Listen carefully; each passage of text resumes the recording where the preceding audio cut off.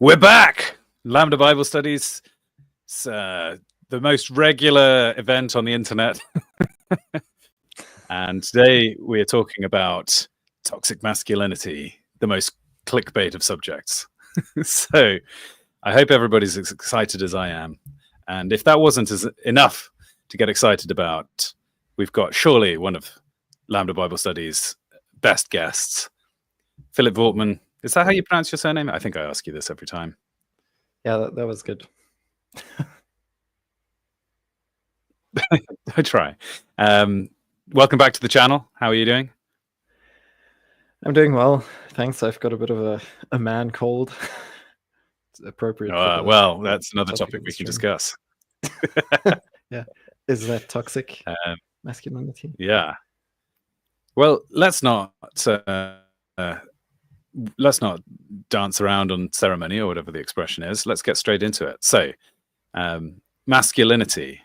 First of all, does masculinity exist? And then secondly, does toxic masculinity exist? Yes. Stream over. Great. Thanks for listening, everybody. It's a new format. So I think everybody listening will be aware of the term toxic masculinity, but do you just want to give it a quick description of what it is, what it purports to describe?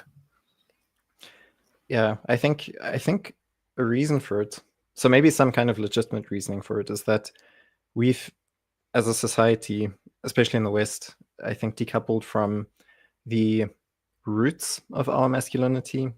I think masculinity is something that's deeply entrenched in tradition. So it's something that is, as a cultural phenomenon, is like passed on from man to man, from father to son, or from one man to his apprentices or subjects in some ways. So there are like examples of masculinity that are positive that you want to strive for, or maybe they polarize you and then you become a kind of a negative element in society, a criminal element, or delinquent kind of element, and then you're polarizing yourself or becoming a negative reflection of that. My Wi-Fi just dropped out, but I think I'm back. So okay, sorry, I missed some of what you were saying there, but hopefully the viewers got to hear you talk. But just start that sentence again.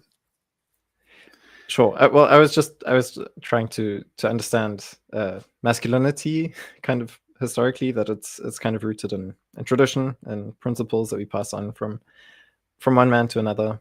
And there's different, kind of relationships where that can happen. It can be like fraternal brotherhood, or it can be more hierarchical. Even in brotherhood, it can be hierarchical. It's just usually there's one guy who's exemplary, and that gives you a positive example, or it polarizes you and turns you into a negative reflection. Or you respond to it negatively, and you want to be the opposite of that good example. And I think, like in the 1800s, in a big way, although it probably begins with the Enlightenment and the kind of domination of humanism, that we decouple masculinity from who God is and what is divine or what is godly. And you've got this kind of nihilistic masculinity that arises out of the industrial era and the like. And man is only a machine, or only an animal. And then, but you've got also kind of romanticizing movements like the I always forget it, but Conan the Barbarian and these kind of figures, I think, arise out of that thinking. Like the honorable barbarian, that's not what it is. It's it was often used in connection with Native Americans. That's why I'm like, but I'm forgetting what it was called. The noble savage. Yeah. That's the idea that I'm thinking of. Which is also, so people then associate like a positive kind of raw masculinity, a more animal masculinity, but how it's supposed to be in its like primitive setting, with some kind of evolutionistic way of thinking about humanity. And I think eventually we've kind of just lost we've lost the plot. We can't really remember what it means to be masculine. And then especially with the rise of feminism, there our counterpart as humans, the women, have also developed a kind of identity in terms of their femininity that's lost touch with what femininity is actually rooted in, namely the church. So that's how I would try to sum it up. We've like drifted away and become polarized and estranged from the source of our actual identity as men and as women. But we're going to be talking about men. We can forget about the women for today, at least a little bit. Like, they'll show up every now and then. Just like in life. Yeah. So I'll give my initial thoughts about the term toxic masculinity, which is that I think it's very reasonable to say that there are aspects of masculinity, or maybe to put it in a more direct way, there are ways that men tend to behave that are negative, the sort of uniquely male pathology. I think the term toxic masculinity is almost deliberately divisive, because if something is toxic rather than simply negative, the natural human reaction is that you should throw it out and throw out everything associated with it. So I don't think it's an accident that the term toxic masculinity was coined by people who basically dislike masculinity in general, when in fact masculinity is incredibly important, and to throw out masculinity because it has a toxic aspect would be a grave mistake. So I guess that's maybe a semantic, or like maybe that's a point of language rather than a deep philosophical point. But I do bristle slightly at the term, but I'm not questioning that there are better and worse ways to express what it is to be male. Clearly, we should be excited to talk about and dissect masculinity and find the parts of it which are really good and solid and admirable, and the parts of it which are broken. So maybe that's what we will end up doing in the stream. Yeah, I definitely think. So I saw a video with Andrew Tate recently, and he said there's no such thing as toxic masculinity. If it's masculinity, then it's a positive thing, then it's a good thing. And if someone is like hyper masculine, like a fireman or like a soldier or something like that, then he is necessary for specific situations. Like you still need these kinds of people, even though in other like social situations in a given context, they might not seem to fit in as well. But then there are other situations where you really would like someone who's like super masculine to play that specific role. I don't know if I fully agree with him, because I think what lies at the heart of these things is often a kernel of truth to some degree. But I hate the I hate the term toxic masculinity, just because it's become such an empty phrase, where you've got very often, I think, what I would I guess partly, I think, for example, was Jesus, did he have toxic? Did he embrace all aspects of his masculinity? I think he was as masculine as it's possible to be. So in that sense, the implication that masculinity inherently contains this toxic aspect, I think, is wrong. Maybe that's partly what I reject. But I think we should not. Maybe there's a movement these days to say that Jesus was this modern man who had integrated his femininity or something like this, which I want to reject and say that you can be 100% masculine in a non-sinful and positive, wholesome way. So I guess I sort of like the framing that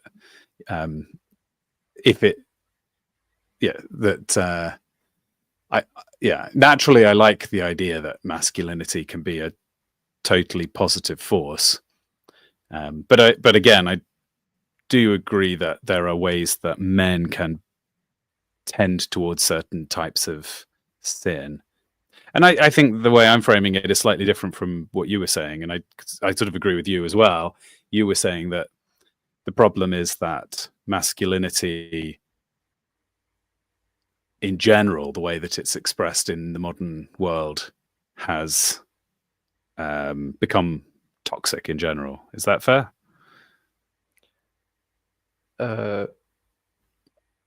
Maybe I'm misunderstanding what you were saying.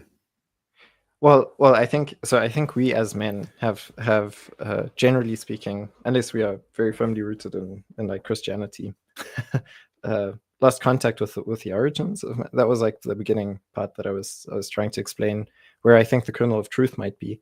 Mm-hmm. But I think the term toxic masculinity is definitely something that's negative, and as a result, I think masculinity. Well, I think the reason for that is that the term masculinity has, through feminism, also been turned into like a negative word, and probably through the media as well. Like masculinity makes you think, oh, that's a bad thing, and you try to excuse it.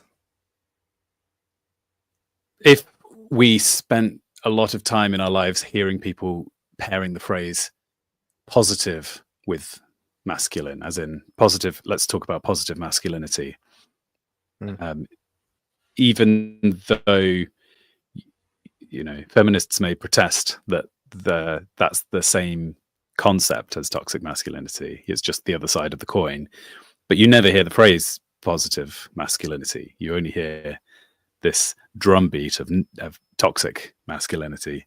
So you end up inevitably like some sort of hypnotist as dangling their watch in front of you, making you associate masculinity with toxicity until it's just this knee-jerk reaction in you. Yeah, exactly. And I think it has to do with the narrative, which is it's like a feminist narrative that men are actually inferior to women because they're more like primitive and animal in their nature. So there's something in men that has to be tamed, that has to be like conquered and put to sleep, suppressed or something. It's not allowed to be integrated. It has to be like removed from the equation. And that is the masculinity. I remember at school when I was a child, I remember the teachers had somehow kept track of boys versus girls. It was either this was I was maybe 11 or 12, and they were keeping track of, it was either behavior or it was results in tests, and they were berating the boys for the fact that the girls had got better scores, even though mostly there was never a grouping of boys versus girls. We were all just a cohort together being taught the same way, but they'd noticed this big difference in the way that the boys versus the girls were, I guess, achieving, and their conclusion from this, I guess, was just that the boys, I don't know, were failing, were defective in some way. But I think it would have been interesting to ask a deeper question to the teachers at the time of, why do you think this difference has appeared? What's caused, according to the metric that you've chosen, for the girls to do better? Because it's enough people that there's some explanation there, surely. Yeah, and I mean, this is probably one of the arguments that are used in feminism. Although I'm not too familiar with the arguments, not as familiar as I should be, because I'm thinking about masculinity in a more positive way. We're here to strawman feminist arguments. That's the aim. Yeah, exactly. That's we're just here to portray toxic masculinity by not really doing our homework and then strawmanning everything. But no, but I just know the development in children is definitely plays a role there. So, and also, I wanted to speak a bit about like my own experience of my own toxic masculinity, to get us into the topic a bit, to show that like I'm convinced that there is such a thing as toxic masculinity, even though I don't know if the phrasing is necessarily so helpful. It's not how I would talk about it.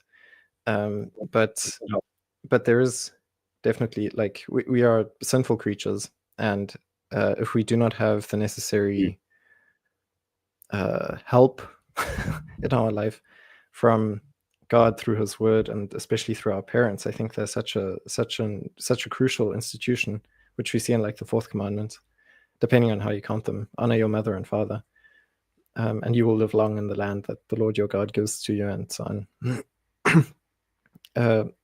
That it's really crucial that you've got these external helps that guide you as a man, especially, I think. But yeah, so in early development, to bring it back to the classroom situation, girls develop language acquisition and facial recognition a lot faster than boys, and this means that they're like much more geared towards empathy and schoolwork. So they can work better in the class environment in terms of social interactions, and then also they can, process the worksheets and things like that a lot better than young boys. But I also think that through the training that teachers go through, boys are portrayed in a negative light, and you're kind of trained to put them down, to try to quash this aspect, the masculine element in the boys, so that they become more effeminate. And like, I had a teacher growing up at the school that I went to who definitely did that very actively. And to me, she was always quite friendly, but I was very repressed for different reasons, I think. So I think in that school period, for different reasons, I could have been more masculine, and I wasn't, as opposed to a lot of my classmates who I got along with quite well. But I think what that then leads to, if you don't have this external help again to kind of give you guidance, is that you can either become very toxic, so you can get kind of trapped in your own sinful nature, and it becomes more and more difficult to find your way out of it, to allow yourself to be led out of it, or you do get led out of it, and through that process you actually become kind of like a teacher. And there's an archetype that's called the healed healer or something like that, which I think, and I'm grateful to God, I hope that's kind of more the trajectory that I'm on. But I was definitely a very weird kid at school, so I think if you're not very socially acceptable in lots of ways, then you can easily also become like the villain. So yeah, that's just a bit of my experiences. I don't know if you wanted to speak more about the classroom situation.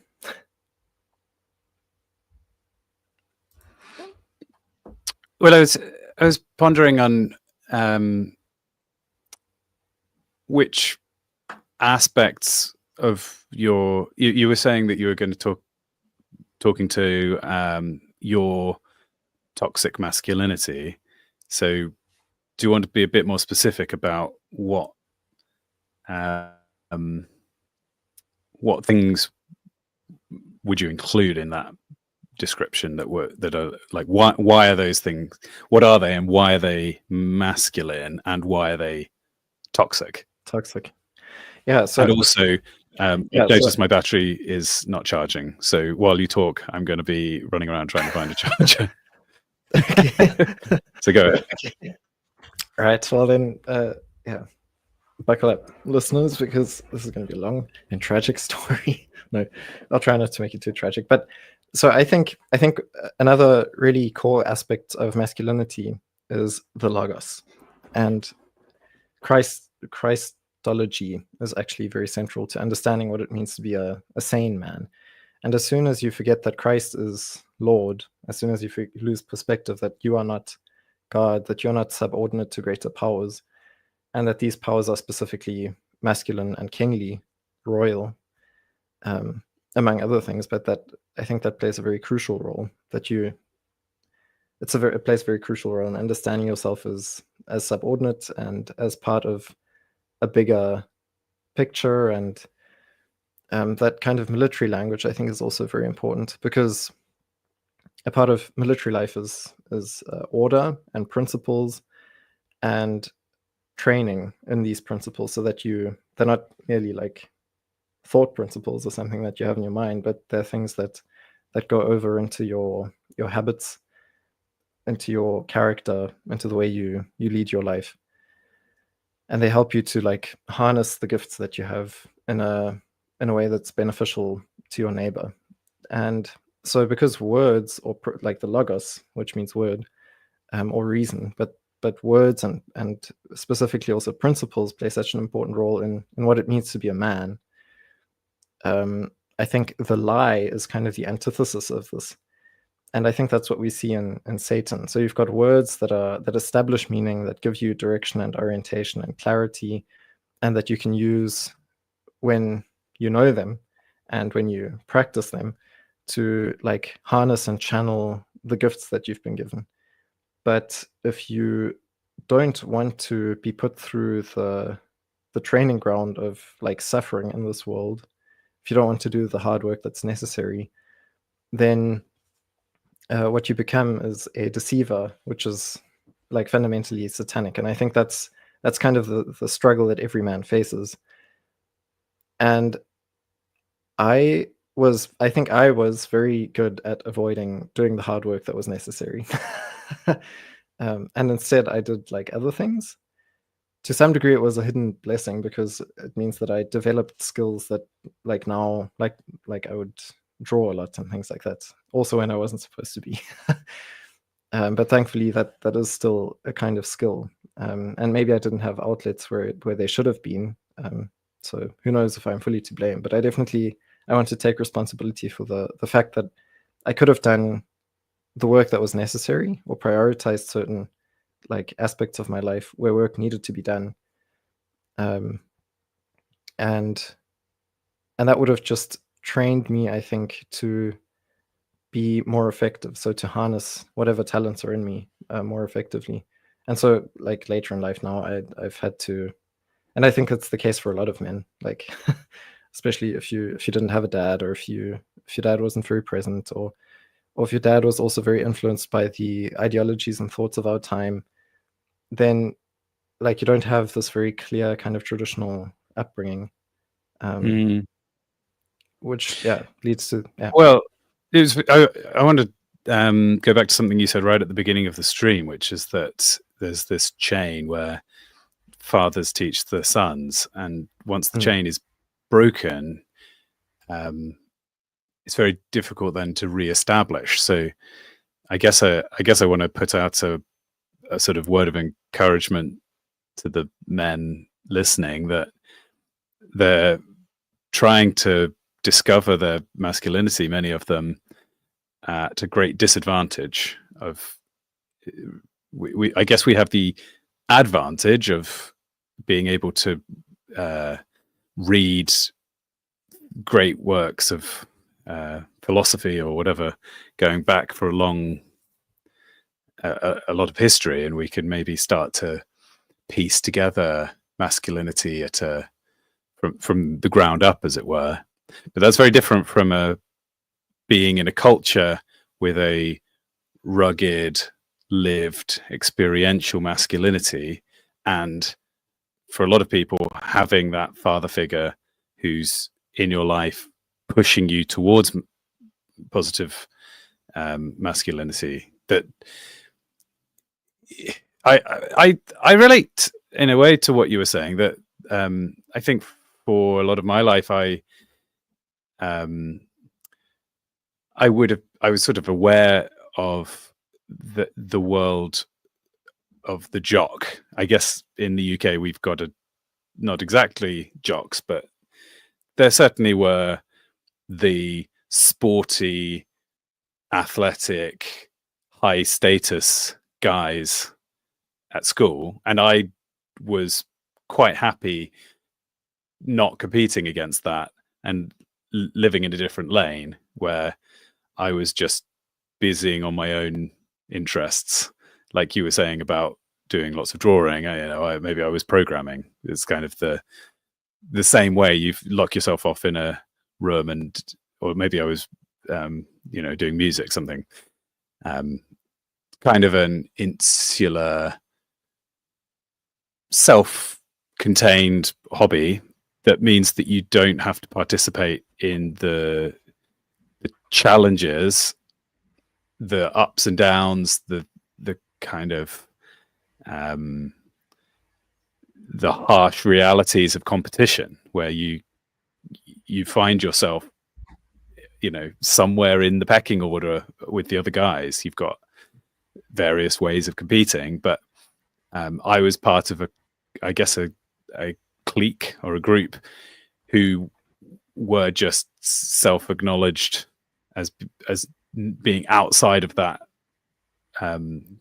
crew, and I don't think that was as positive as I felt at the time. You think, oh, it's stupid, these guys who are competing with each other, waste of time.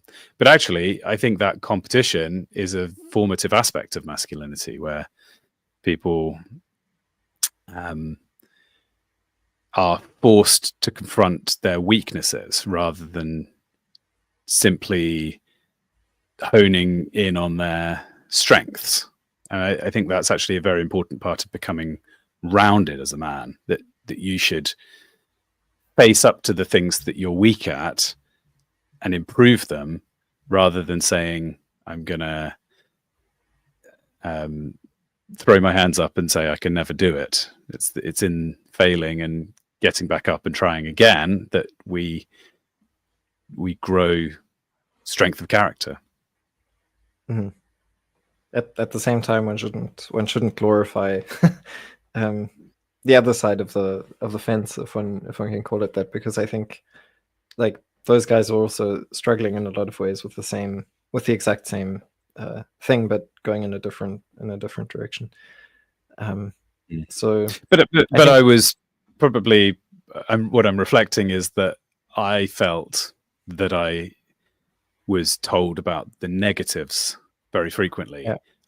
and broadly, the jock stereotype is perceived negatively by current society, and is is basically viewed as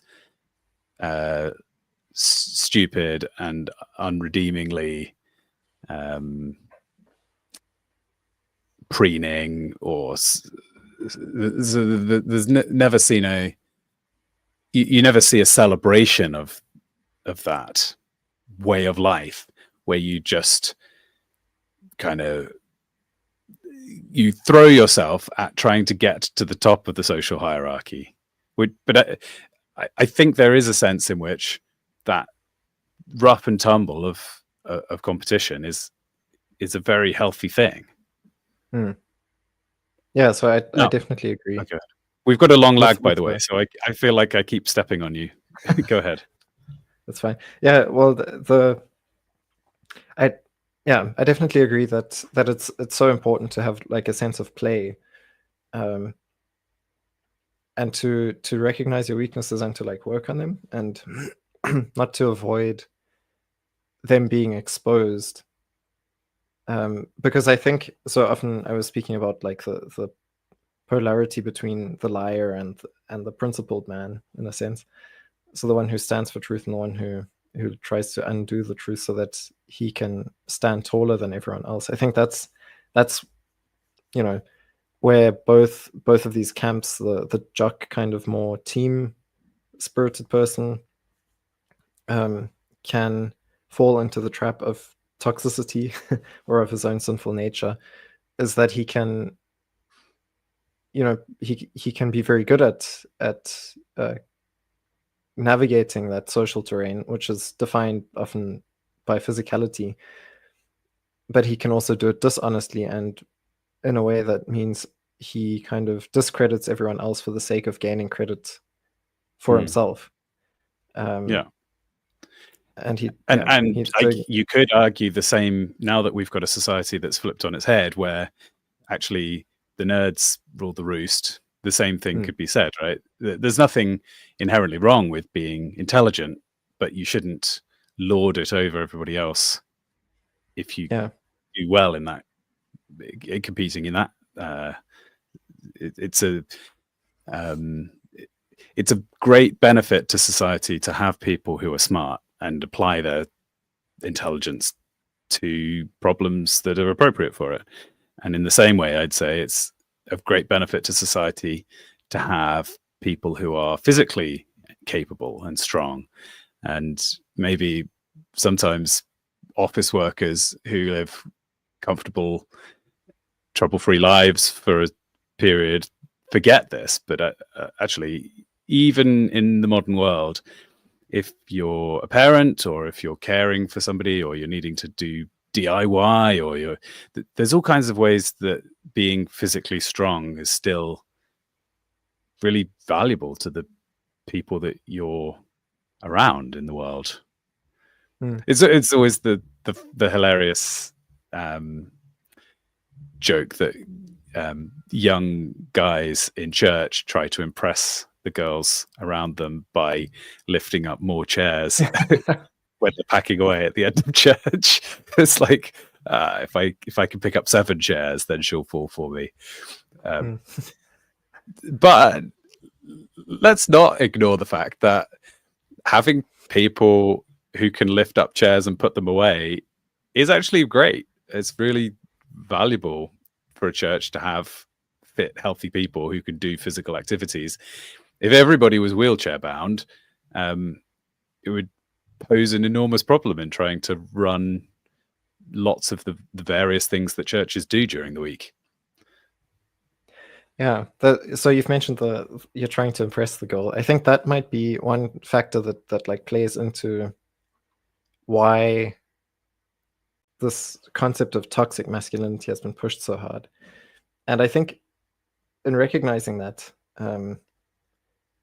one can also maybe find a key to the solution in some ways. So I think there is a problem with the reduction that seems to have taken place with this like obsession with evolutionary thought of our status as being purely for the sake of sexual selection. So like we climb the rungs of the hierarchy to get to the top, so that basically the best woman will choose us or something. Yes, and then, or in evolutionary terms, the best women. Yeah. I'm sure the way that evolutionary psychologists think about it is not monogamous. Yes, yeah, exactly. Oh, yeah, that's also a good point that I didn't think of. But yeah, so one can reduce it to like the only reason for hierarchy or order among men, or for this kind of team spirit or something like that. The only reason for it to exist is for the sake of sexual selection, which is a very like rationalistic approach, and I think that is a trap that a toxic male falls into, basically. That is the trap of the sinful human, that he thinks he can conceive of everything fully, like he can understand everything completely in such a way that he is master of all, and he forgets again that he is part of a bigger picture, and that he isn't the God who created all of these things, but rather he is a creature that is subordinate to the God that created all things, and that is a part of the game that is being played, and that it's more about learning how to play the game with your specific skill set than about defining the rules of the game. Even though sometimes if you're more of like a leader, then you do have to, the way you play the game is by kind of creating rule sets, I guess, within which other people can play. But yeah, so there's a trap there, I think, that we think it's only about like impressing the other side or impressing people in general, when in fact often it's more about humility. It's more about learning where your limits are. And I think that's something that in recent years has become more and more important to me. Human beings are very capable creatures. They're incredibly like versatile, and you can learn all kinds of things and like unlock new genes and whatever, as you get exposed to new experiences. But you also have limits, and it's important to know where your limits are and where the skills of your brother go further than yours, or he can do things that you can't, so that you can allow him a moment of glory to play the role that he's supposed to play. And the language that we have in scripture for this is the body of Christ. In 1 Corinthians 12, I think that comes up very explicitly, leading up to the big chapter on love, right? So it's a part of the way in which the body of Christ is knit together, that we are different. We've got, like, some of us are sigma males and others are beta males, no, alpha males. But we work together. We should be, like, learning and practicing and playing the game of life with one another, with this concept of brotherhood in mind, which I think is also something that has been undermined through the hyper-individualism, or the kind of uniformist, sexless collectivism that you have in the two extreme poles of our society today. Like, there is a place for masculine brotherhood that doesn't need to think too much about women. It can just think about, like, how great creation is and how effective we can be as men within creation, and the kind of good things we can build up for one another.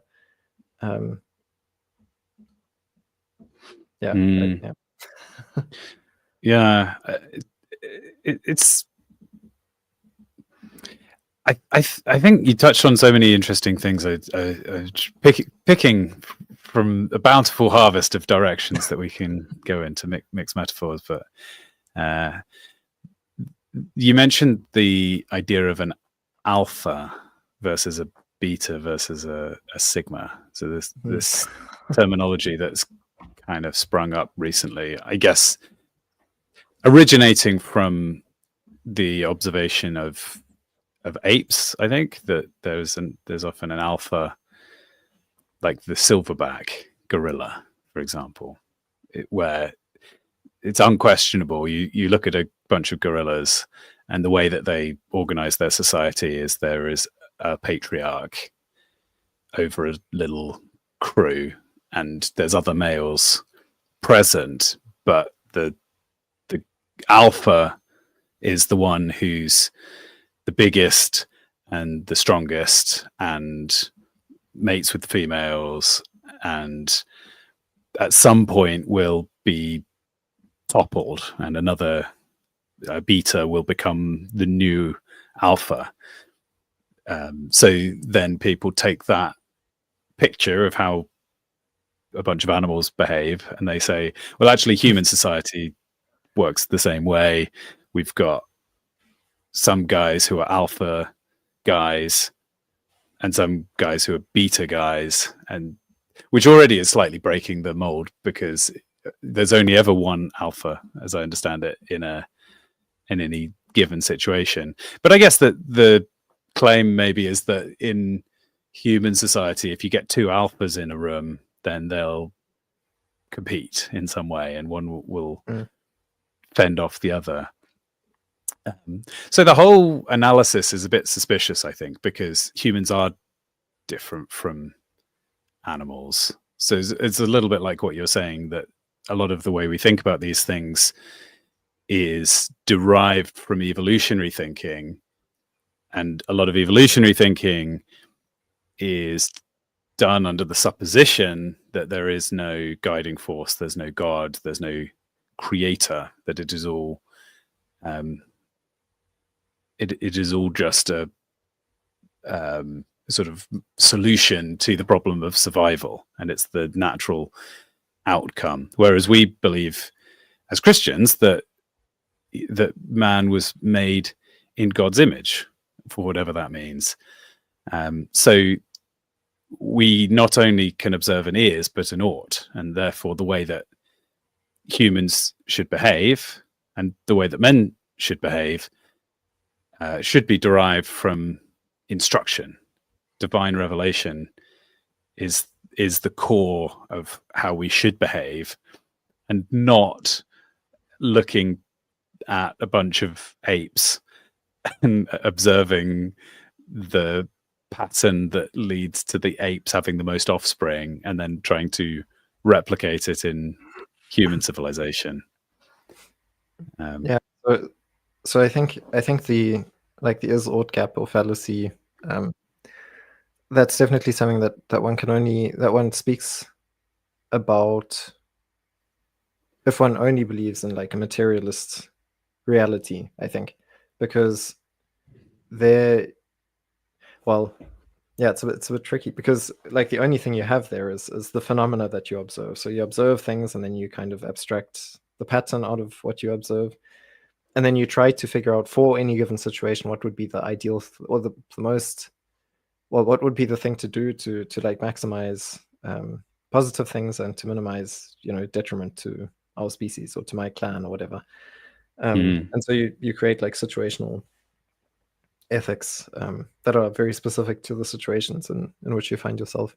But like you said, we've actually got divine revelation in God's word. So we've got the is, which we can observe and interact with, and it is wisdom, I think, to be able to apply the ought which we have in God's word to the things that we observe.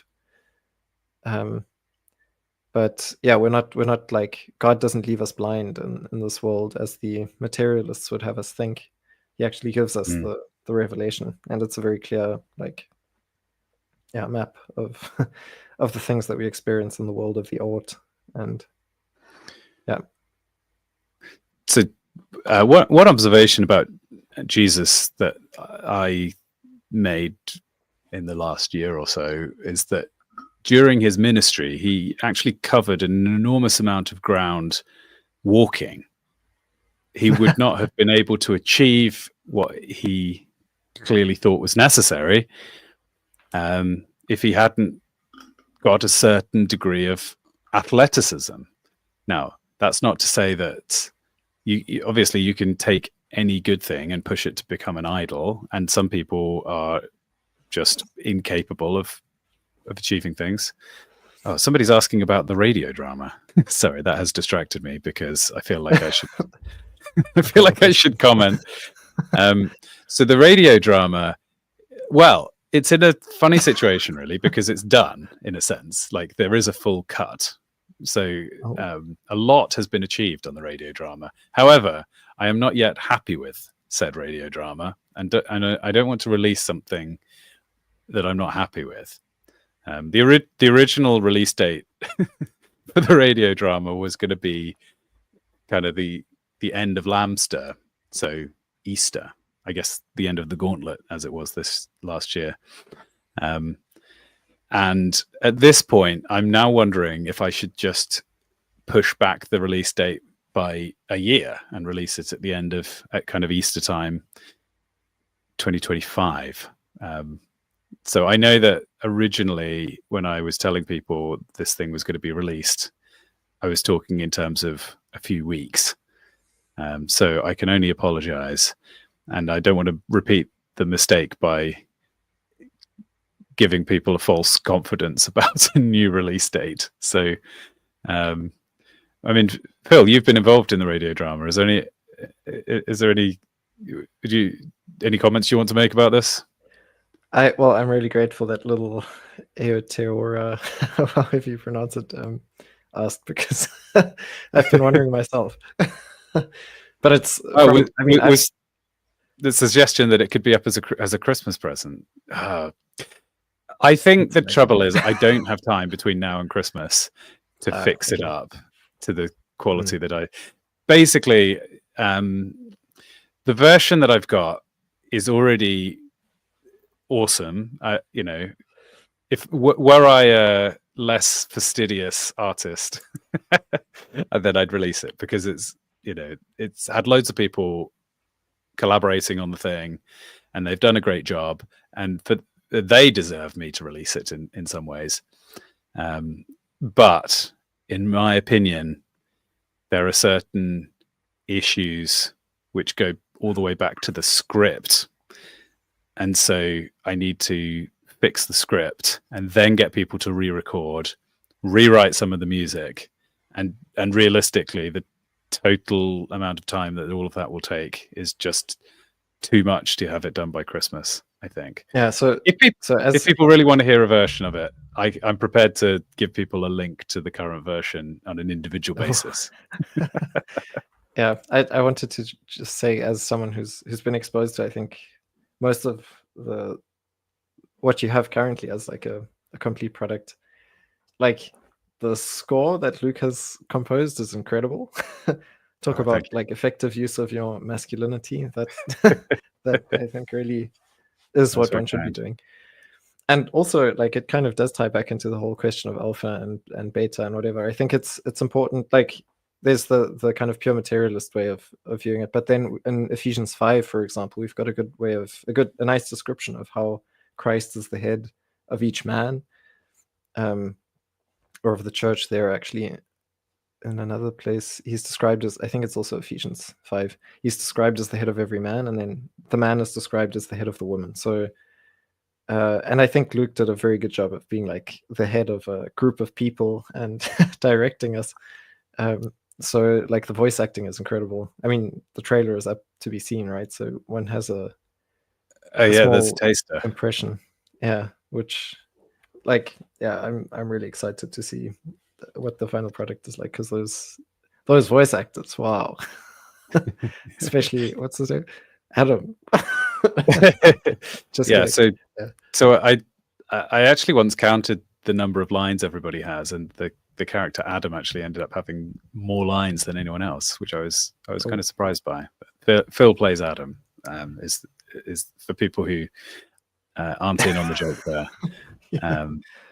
Why he was praising that voice actor so much.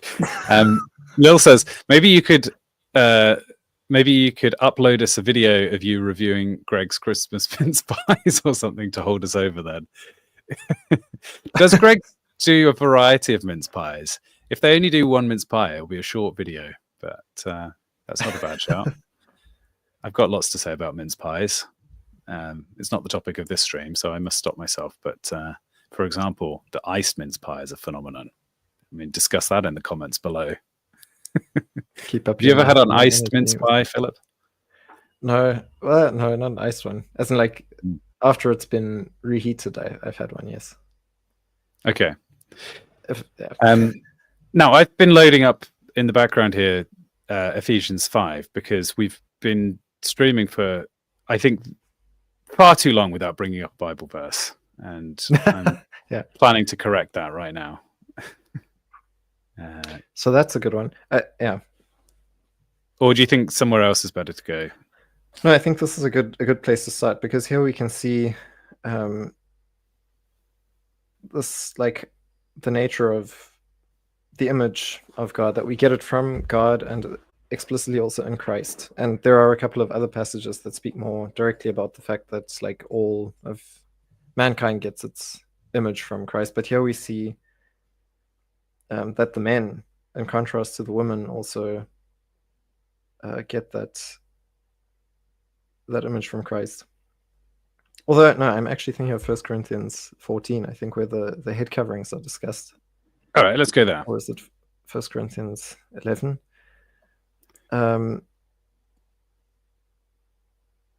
Yeah, I think it's 11, sorry. Getting confused. Where the women are told to cover up their heads, and the men are told not to wear any covering on their head, because the face of the man is his glory, just as the woman is the glory of the man. And then let's read. Shall I just read this section quickly, so everyone's on the same page? I praise you for remembering me in everything, and for holding to the traditions, just as I passed them on to you. Traditions. Now I know where you what got that into your mind. But I want you to realize that the head of every man is Christ, and the head of the woman is man, and the head of Christ is God. I always think that sentence is in a bit of a confusing order. Like, couldn't you have rephrased it as the head of Christ is God, the head of man is Christ, and the head of woman is man? There you Every man who prays or prophesies with his head covered dishonors his head, but every woman who prays or prophesies with her head uncovered dishonors her head. It's the same as having her head shaved. For if a woman does not cover her head, she may as well have her hair cut off. But it is a disgrace for a woman to have her hair cut off or her head shaved. So then she should cover her head. The next bit as well? I think it's fine, because this is a passage that I think a lot of Christians anyway have, and one should read it. It's great. It's very interesting, very controversial, which makes it even better. I think taking it at face value, Paul is talking about laws of nature. So he's saying these things apply generally speaking. So that can maybe also spark some further discussion. But now that you mentioned tradition, one place that I wanted to look at. So I had a couple of points. One is that there is a contrast between men and women, which we've kind of addressed, and that manhood is something, that can be defined also apart from women. Adam was created before the woman was created, which also comes up in 1 Timothy 2, but we don't have to look at that now either. So there are a couple of passages that speak about this. And the thing that defines men is God's self-revelation. Like he reveals himself as the Adam, the earthling, the human being, as male and female together, creating a family and producing new life. So he reveals himself as like having family identity. And the old Greek word for that is patria, which is like related to the word for father. So family is also defined through fatherhood. And in Christ, he ultimately reveals himself as the Father, the Son, and the Holy Spirit. So the kind of positive definition for masculinity that we get from Scripture is God himself is masculinity in its ultimate form. And that's where we as men should be getting our source of masculinity from. And yeah, Deuteronomy 6 was the verse, sorry, that I that I was thinking of. Verse 20, it's just like one verse. But to think more about tradition, and like this is in a place where Moses stands in front of the whole people of Israel as a ruler and as a prophet, and he is mediating God. And I think Christ plays a similar role in the New Testament time. And it is a role that, like, I wrote a short story in the Corncrake magazine about a priest. I can't remember which issue it was, otherwise I would point towards it. I think it's like, I don't know, it's got a picture of a man in a black robe on the cover. But the ideal that I was kind of like trying to conceptualize there is that of a priest as a father or as a shepherd for his flock. And I think through the priest in our world as well, where like a lot of us are fatherless, it's a figure according to which we can orient ourselves, or where we can maybe build up a positive relationship where that wasn't maybe possible with fathers. It's a place where we can find positive orientation. If the priest comes from like a more, biblical church, I would say. Sorry, which verse was it in Deuteronomy again? So it's verse 20. 20. It's pretty brief. In the future, when your son asks you, what is the meaning of the stipulations, decrees, and laws the Lord our God has commanded you? Yeah, and then you can read the rest of it as well. Right. Then tell him, we were slaves of Pharaoh in Egypt, but the Lord brought us out of Egypt with a mighty hand. Before our eyes, the Lord sent signs and wonders, great and terrible, on Egypt and on Pharaoh and his whole household. But he brought us out from there to bring us in and give us the land he promised on oath to our ancestors. The Lord commanded us to obey all these decrees and to fear the Lord our God, so that we might also always prosper and be kept alive, as is the case today. And if we are careful to obey all this law before the Lord our God, as he has commanded us, that will be our righteousness. Right. Which also, there we see the relationship father and son. The father teaches the son the history of his people and of his family, then to some degree as well, and also how that relates to why the way we live the way we do. That's how to phrase it. By the way, really So, interesting. Sorry, I don't mean to interrupt. yeah, Finish your thoughts, and then we can address this interesting comment. yeah. Well, the point is just that Moses has here. This is like a summary of the law that Moses has been giving for the past 4 books, and the point is the point of this law is that it passes on from one generation to the next through the teaching of the fathers, and that's why again this family unit is so. And the fourth commandment, the fourth and the first commandment, thou shalt have no other gods, and honor father and mother, is so key in understanding who God is, and it's why masculinity is important. Like it's a good thing, but it's also crucial for society because it is fatherhood as well as sonship. And like we mentioned, one can look into classical literature and so on and try to figure out what masculinity is based on traditions by just like reading them without living in a culture. What one finds in a lot of early myths and so on is that fathers will devour their children, or children will overthrow their fathers. Like in the Greek mythology, for example, we've got Kronos eating all the children, and then eventually Zeus kills Kronos. But in the Christian religion, in the biblical religion, God portrays himself as father and son, and as a spirit who mediates, positively between father and son in such a way that the son is obedient to the word of the father, and that there's like an eternal conversation between them. And one can see that as well in John 17, a popular chapter. But yeah, we can also talk about. So the question was: are these passages including boys and girls as well, or just adults? Are boys and girls meant to embody these ideals before adulthood, or is this just something you do once you are actualized in adulthood? What do you think?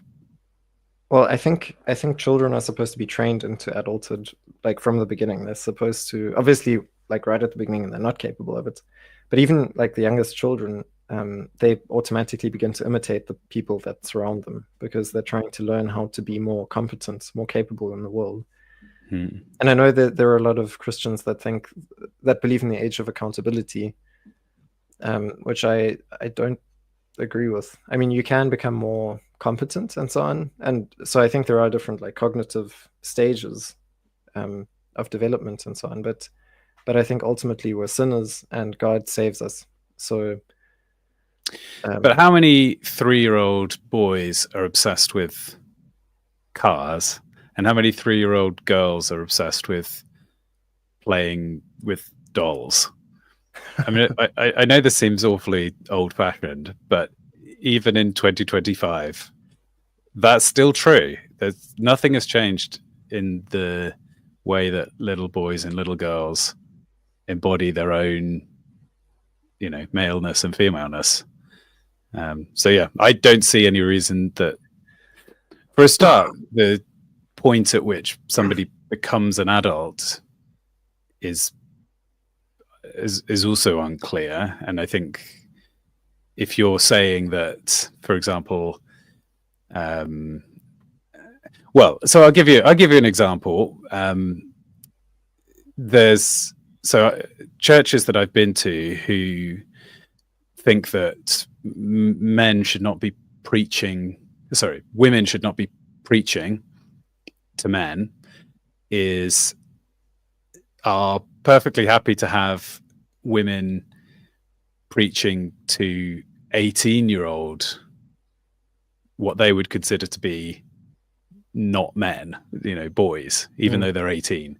And in my opinion, that's ridiculous. If you're 18, you're an adult, and certainly, as you're saying, that you should be aiming to grow up as quickly as possible, rather than what people tend to do today, which is grow up as late as possible.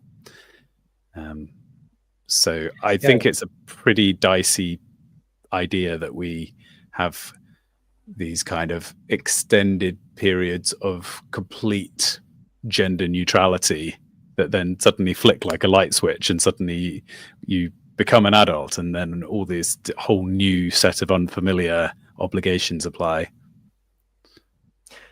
Yeah, and I think so. It kind of brings us back to early development, like from a neurological perspective. I just find it really interesting because to me it confirms a lot of the doctrine of scripture um, about the roles of men and women that you've also described with the dolls. I mean, with the dolls that a girl plays with, you can see she's like oriented according to faces and social interaction, and because of that also language, because it's communication, and she's like trying to reconstruct social dynamics with her dolls.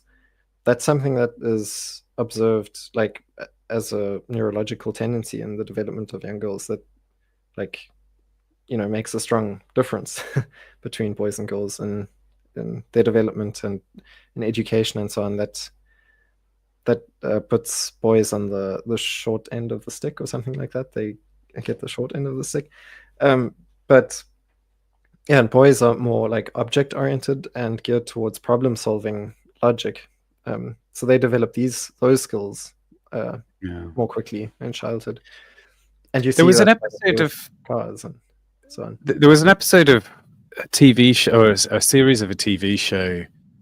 It was I can't remember. It was called Survivor or something, where they had an island with a bunch of men on it and an island with a bunch of women on it.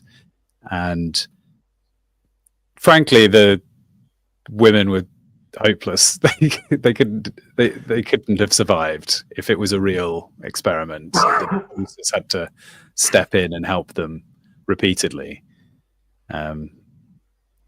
So now I agree with you that there are lots of ways in which women have advantages and clearly are more empathetic, and a world without, a society that was entirely masculine would be a much worse place in many ways.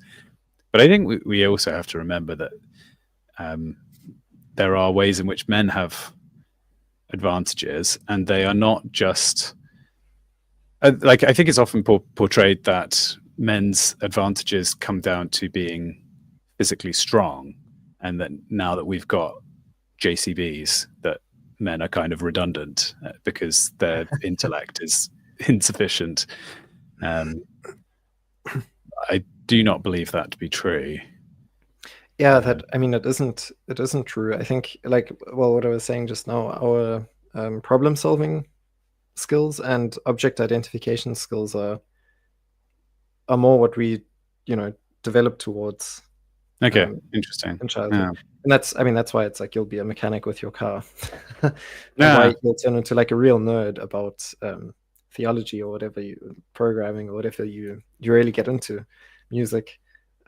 Your sphere, you'll like fully throw yourself into it, and it won't be about the social dynamics. It will be about the topic itself. It'll be about the material itself. Yeah, which is why often a lot of the big geniuses of the world in the history of humanity are men. And there are arguments that say that's conditioning, but I disagree. I think it does have something to do with our biological makeup, because women are also, in terms of their reproductive system, they're also set up in a way that throws them through all kinds of loops. And maybe that takes us to the contrast between men and women. I don't want to dwell on this too much, because I think one should also spend some time thinking about, what is a man without a woman, because we shouldn't, well, and it kind of speaks to this thing of the people on the island. Like, if a woman is trained in a more primitive society, I think she would be quite capable of like looking after herself to some degree, or even in a group they could look after themselves. But yeah, they still are the weaker vessel, and if men are trained in the same primitive society, they would be far more like physically capable, and their coordination and so on would also play an important role in, and also the coordination of the men amongst one another. I think there again, these team dynamics of alpha male and so on play a significant role. But yeah, I was thinking of looking at 1 Peter 3 verses 1-7 to see how scripture speaks about this contrast. There are a lot of passages about it, but this one I find quite nice. Do you want to read this one? I can, sure. Yeah. Although my voice isn't that great, so I don't. I don't mind. I can do it if you prefer. I would submit to your manliness. Well, pause before on the topic of submission, which is clearly going to come up in this passage. And I had a thought about it the other day, that there's I think an instinctive feeling that we have in the modern world that to discover that you are being put in a subservient or a submissive position compared to somebody else is seen as a negative. It's like very unfortunate, and you need to kind of talk your way around it or try to come up with some compensatory positives of your situation. And the thought I had was that we should find ourselves being one part of being a Christian is accepting your position as being subservient and submissive to God. And I don't think we should discover this role and feel negatively towards it.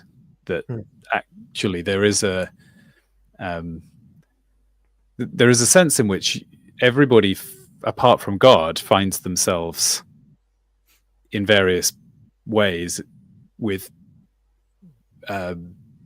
people who they submit to and people who submit to them, and your discovery of this reality shapes the way that you behave and is a truth about your existence, but not one that I think should automatically feel like it's a positive or a negative. If your role is to be submissive, that steers your actions and decisions.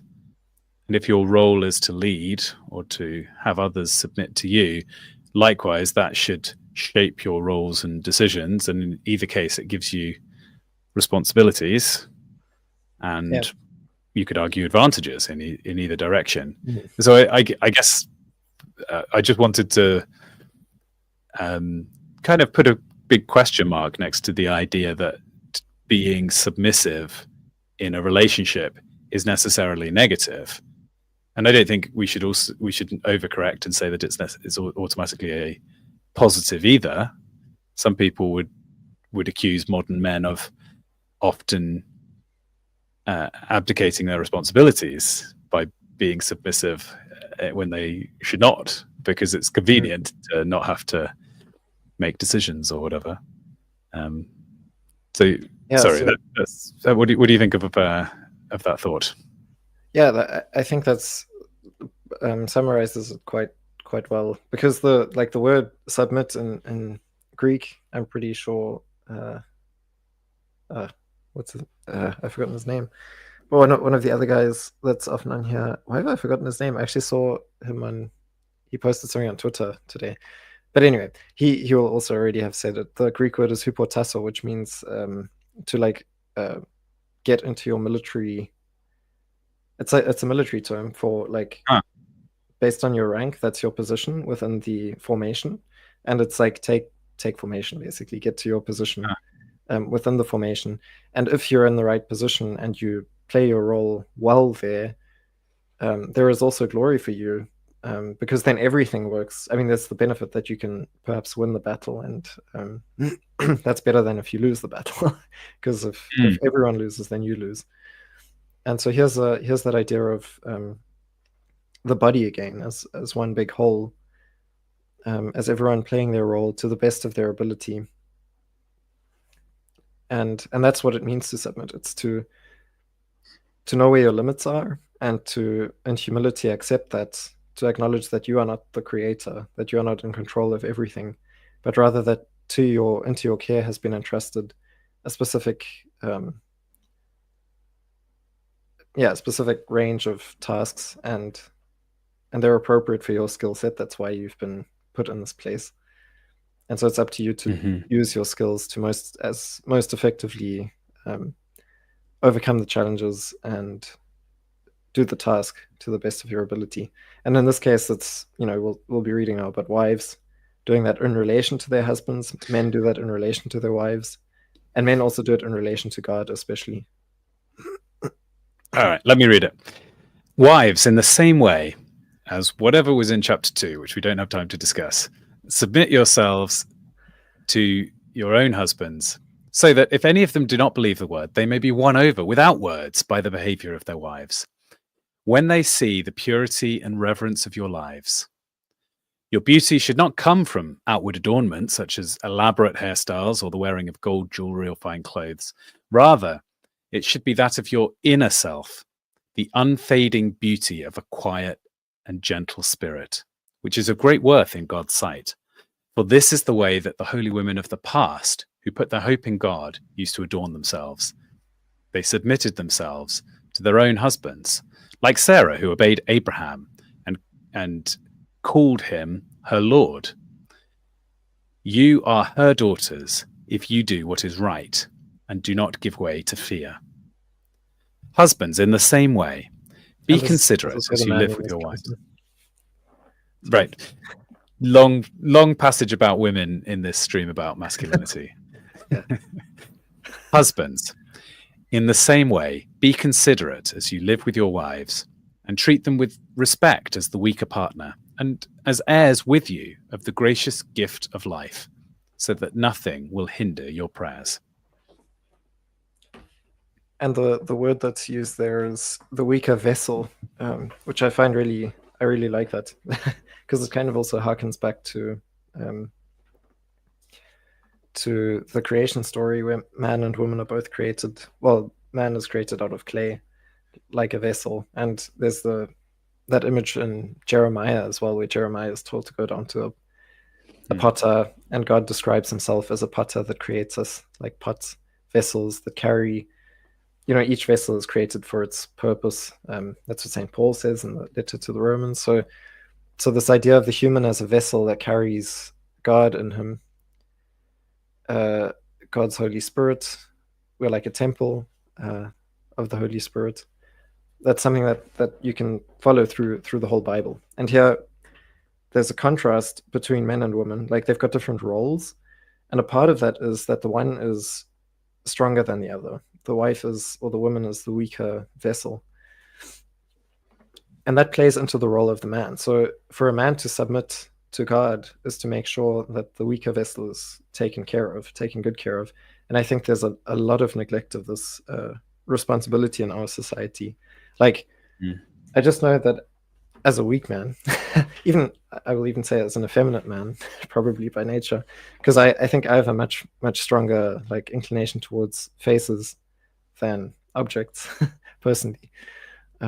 It's actually really funny to watch the interview between Jordan Peterson and Elon Musk, because I think that's also the kind of difference between them, is that Jordan Peterson is very like face oriented and Elon Musk is very like object oriented.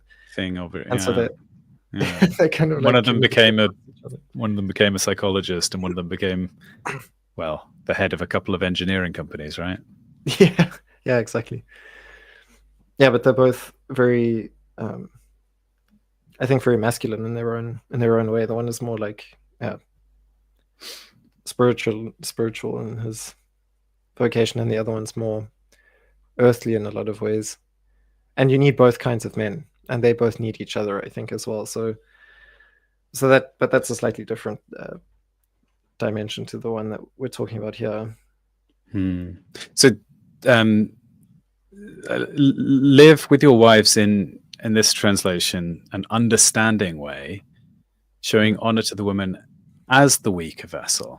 So actually, the verse is explicitly saying that you must acknowledge the differences between men and women, and failing to do so is to the detriment of the women. That if you you think of the stereotype of the male feminist who is what, even by feminists, somewhat derisive figure. And I think that in a way is a kind of grudging acknowledgement of this, that a man who actually doesn't acknowledge the differences between men and women is doing women a disservice and encumbering them with a lack of special treatment that they actually ought to be shown. Yeah, and to I think a lot of like young men nowadays will complain at this juncture, and I probably would have been among them, although I'm not sure. I think I had more the opposite tendency to just like deify women or something. Yeah. But I think yeah, then the other side is that you can like demonize women and you can say, well, but they like manipulate you and they have all of these like psychological attacks, Toxic femininity. toxic femininity, yeah. Or yeah, it's basically just men that probably didn't have a lot of positive interaction with women. Sometimes it is unfair that is the case.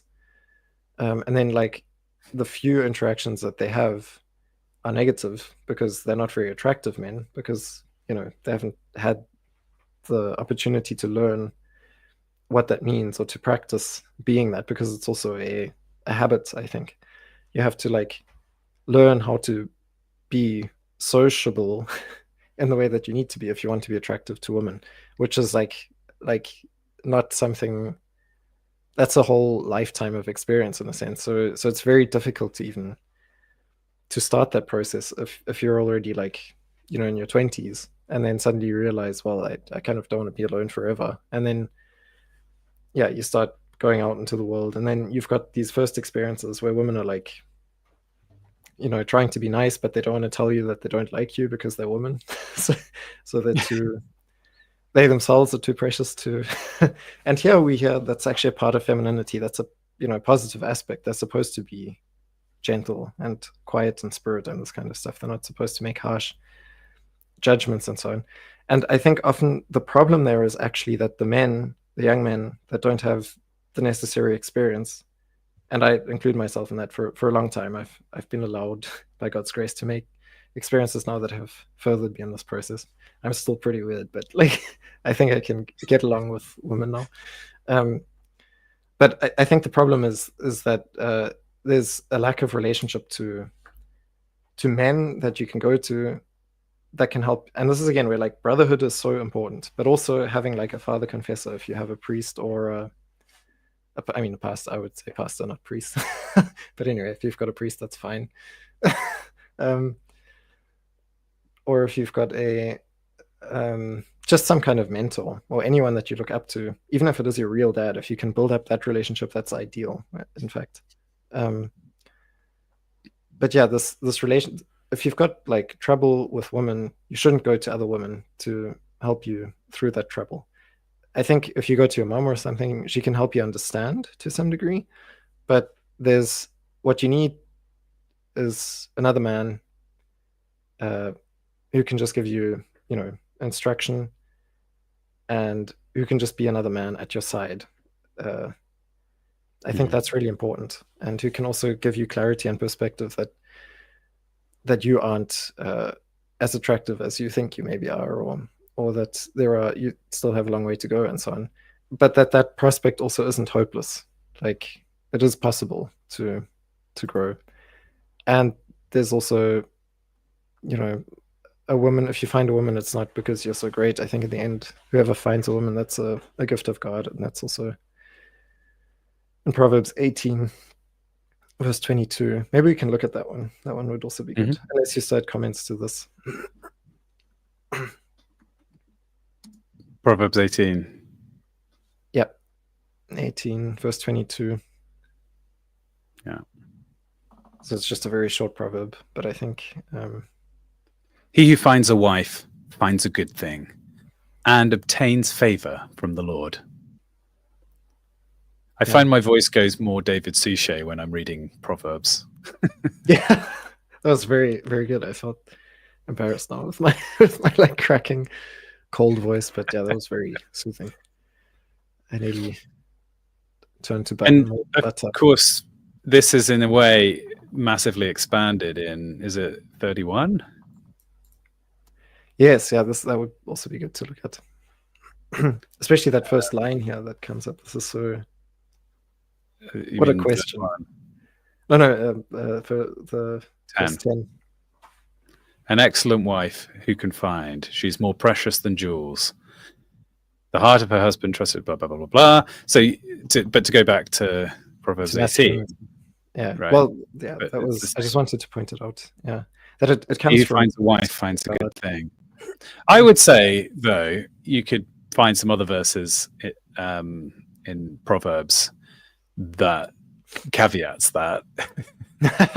You want a Proverbs 31 wife, not a dripping tap wife. Not a sleeping on the corner of the roof wife. Yeah, that's Proverbs 27, verse 15, I think. Proverbs 21:9. 15. A continual dripping on a rainy day, and a quarrelsome wife are alike. So I guess quarrelsome is the actual adjective to watch out for.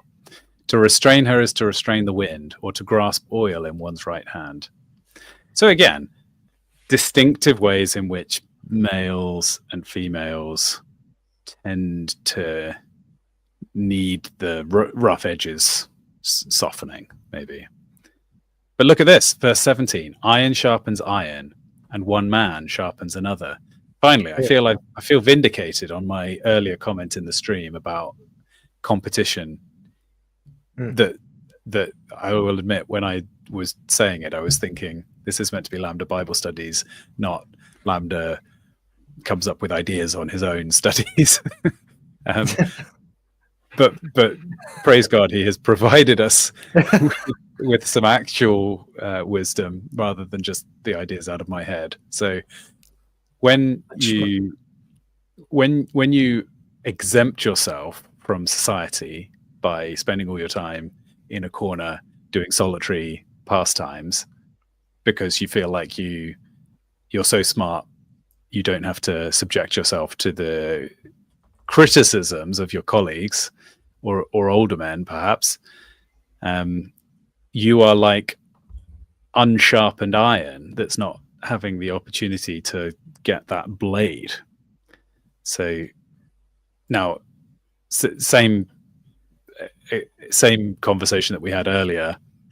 There are negative aspects to male competition sometimes, where you could be pushed into doing things that are unhealthy, or you could become big-headed if you reach the top of the hierarchy. But nonetheless, I do think that, I mean, you were talking about, just to weave another thread in it again, I feel like we keep weaving these same threads around and around. The Trump method. Well, I was about to say the James method, but yeah. Okay. That I think maybe we both had the experience to a degree that we felt that we could exempt ourselves from that kind of developmental process, and that we would just walk straight into being attractive to the opposite sex by default. That this myth that people sort of say, men are told, oh, well, what women really want is just a nice guy. And and actually, there's a lie. Women are attracted to a bunch of things that are very difficult to achieve and require a lot of failure and a lot of effort and a lot of work.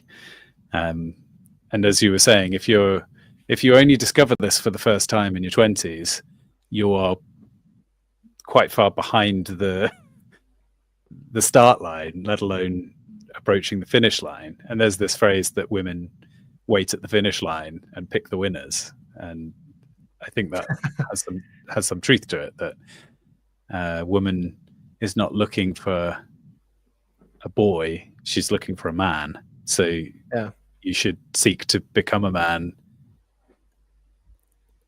so that you're ready to meet the woman, right?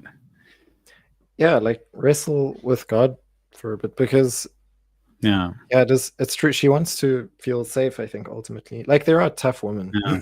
I've met women that are like really, really tough. And I think men they need one another to, accommodate one another and show one another how to master the world. Like, we've got a different role. We have to master the world. In a lot of ways, that's a part of how we also master our own psychology. I think women do it in a different way that's much more oriented towards feeling and so on. It's not, and they orient themselves according to their men in a lot of ways as well. Or the men that are important in their lives, even men that they hate in their lives and so on. But they are more fragile, as we saw in 1 Peter 3. But yeah, Proverbs 18 verse 1 and 2, I think, also speak directly to what you were mentioning. Before we leave, I just wanted to mention one other thing on this iron sharpening iron thing, which is that when men are together, they will banter in a way that's quite aggressive. They'll make fun of each other. And it's actually, it's fun. But if you're the one being excoriated, then you should actually reflect on those things. It could be actually helpful to, in a playful way, you could be sharpened. When women join male environments, they sometimes experience a little bit of that male environment in the same way that the men are. And that's often, I think, where a lot of the accusations of misogyny come from, because they're not used to being treated that way by other women. And then they get the same kind of banterous behavior that the men are doing to each other. But for a woman, it isn't a natural thing to experience, and it isn't the way that women are meant to develop. So consequently, men should learn to adapt, and not, this is something I've had to learn, is that I was always trying to treat everybody the same. So I would treat women the same way as I would treat men. And I've had to learn that that's not correct. That's not what you should do. You should treat women differently. Some might say as the weaker vessel. Don't, as long as you don't marry a man. That's that's a whole other stream. Which verse? I have to look. Verse 2, was it? Yeah, 1 and 2. Yeah, 1, even 1, verse 1. Yeah. Whoever isolates himself seeks his own desire. He breaks out against all sound judgment.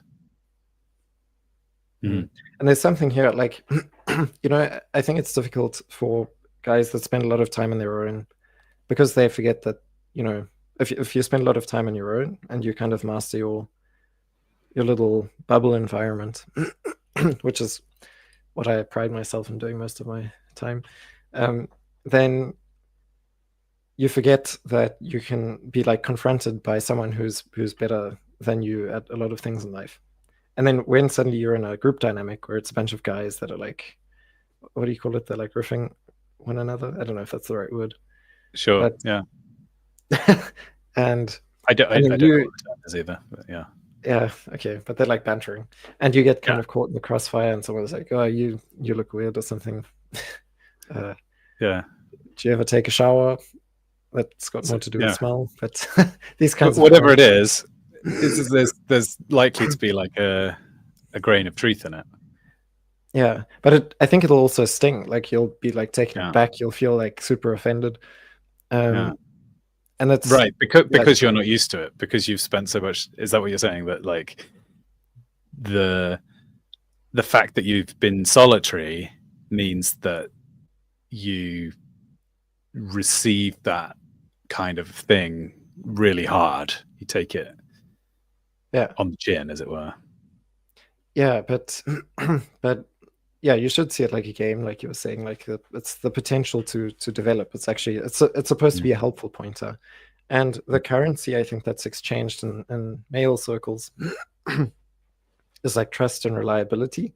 So you're being tested to see how like sturdy are you, because in a difficult situation, you need to be reliable. We need to be able to rely on you. So can you take a couple of blows? Can you take them as good as you can give them? Really impressive is if you can take them without having to give anything back. Like if you can take a punch without having to punch back, then people I think get nervous because they're like, okay, don't know. Right. Yes. If you imagine the boxing equivalent of that is a guy who just stands there with his hands on his hips, while the other guy just smacks him in the face, and he's just not even bothered. And then when he starts to throw his fists, the other guy's absolutely terrified because he's not got any weapons. Yeah, like you say, impressive. Yeah, but it's also okay if you're still like, if it does hit you in the like, if you feel like you've been punched in the face, then just say, "Stuff you." That that sucks or something. Like to be honest, I think is the first step. Like you have to acknowledge it, but with no shame. As long as you're willing to work on it. Like if you recognize, okay, that is a problem. Yeah, that sucks. But like, I think you have to look at it as one of two things. So, on the one hand, we know that every good parent disciplines his child, and if we are being disciplined, it doesn't feel pleasant, but it is for our benefit. So it might be that we're receiving something negative in order to grow and improve. Or it might be something that is unjustified, and we live in a sinful world, and we will experience the slings and arrows of outrageous fortune. And then we have to remember that Jesus, was led like a lamb to the slaughter, and like a sheep before its shearers is silent, he did not open his mouth. So I think there is a degree to which we should aspire to a kind of solid, strong, stalwart, other words beginning with S. Batman. Oh, no, wait, a Batman attitude. Hang on, that doesn't begin with S. But where, regardless of what has hit you, you should, I think you should aspire to being unmoved. I think that's an extremely masculine and good thing if you can develop the kind of immovable fortitude.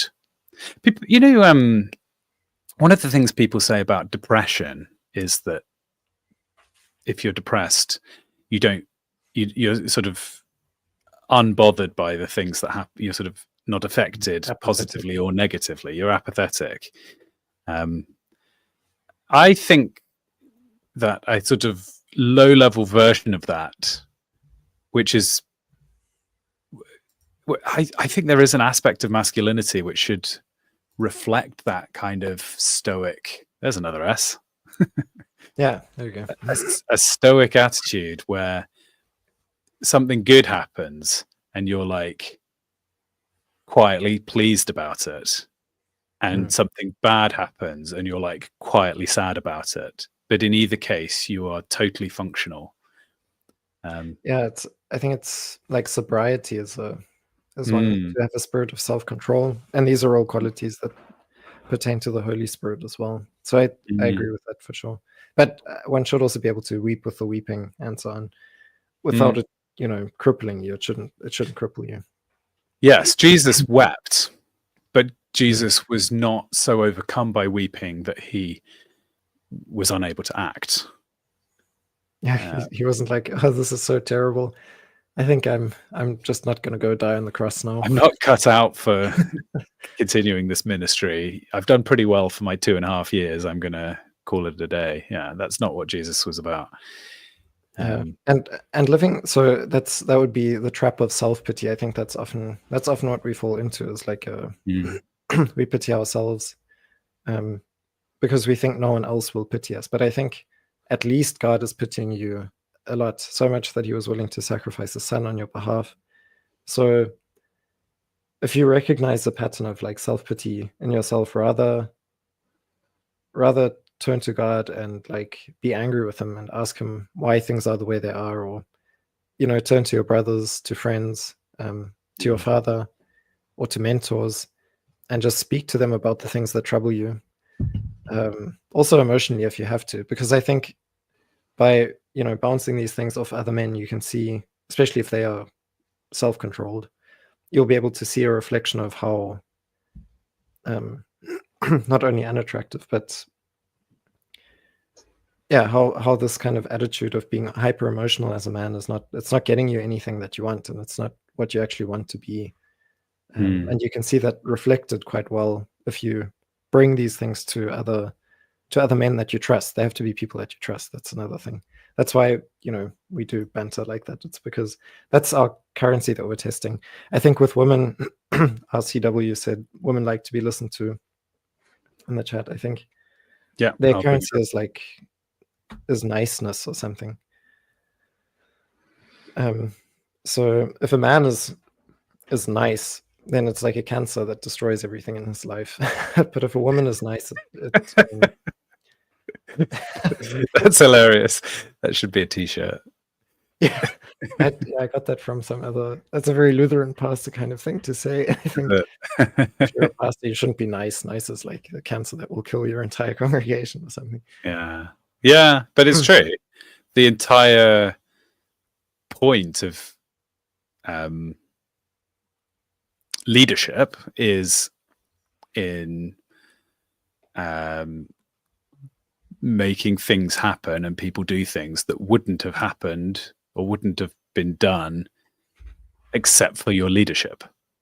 By definition, if you're simply